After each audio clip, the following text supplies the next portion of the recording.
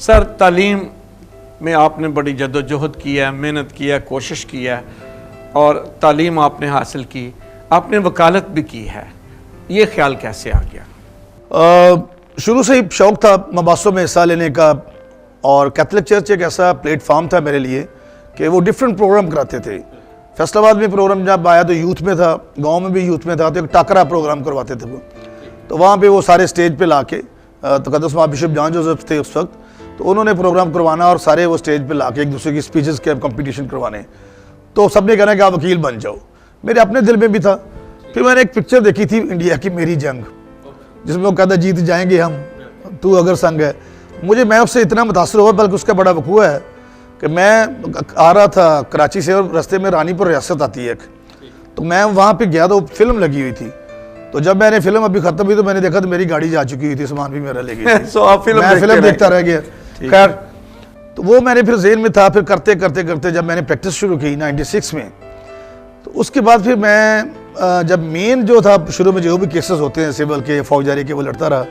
लेकिन 98 में जब तकद्दुस माह बिशप जॉन जोसेफ साहब ने साहिवाल की अदालत के मुंह पे तमांचा मारा था, तो वो जो था एक बड़ा लम्हा फिक्रिया था। और फिर उन्होंने फरमाया था, अयूब मसीह का केस था कि कोई मतलब एक बहुत बड़ी मतलब आसमा जहांगीर का उन्होंने नाम लिया था, रहमत मसीह और सलामत मसीह का, जिसमें मंजूर मसीह शहीद हो गया था 1994 में, जिसमें बाद में उस जज साहब को, आरिफ इकबाल भट्टी को भी मर्डर कर दिया गया था।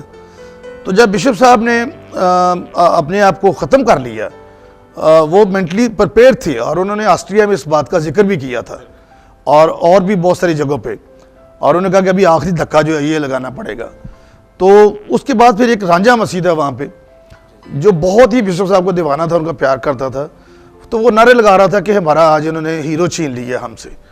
उनका जनाजा जो था वो फैसलाबाद में हुआ था। कुछ लोग चाहते थे उस वक्त भी, कॉन्स्पिरेसी थी कि इनको दफना दिया जाए खुशपुर में, लेकिन हमारी ये कोशिश थी, जिसमें शहबाज भट्टी साहब शहीद पेश थे, कि इनको वहाँ पे दफनाया जाए ताकि कि यादगार बने, क्योंकि बहुत काम किया है बिशप जॉन जोसेफ साहब ने।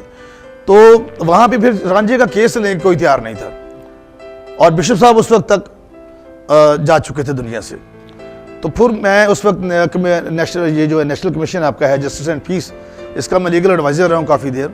तो फिर इन्होंने मुझे कहा, और आज भी वो सब जानते हैं, ये प्रो बोनो पब्लिक होता बगैर किसी फीस के, सबको पता है। यहाँ पे पीटर जेकब साहब अब भी मौजूद हैं, फादर मानी साहब मौजूद हैं।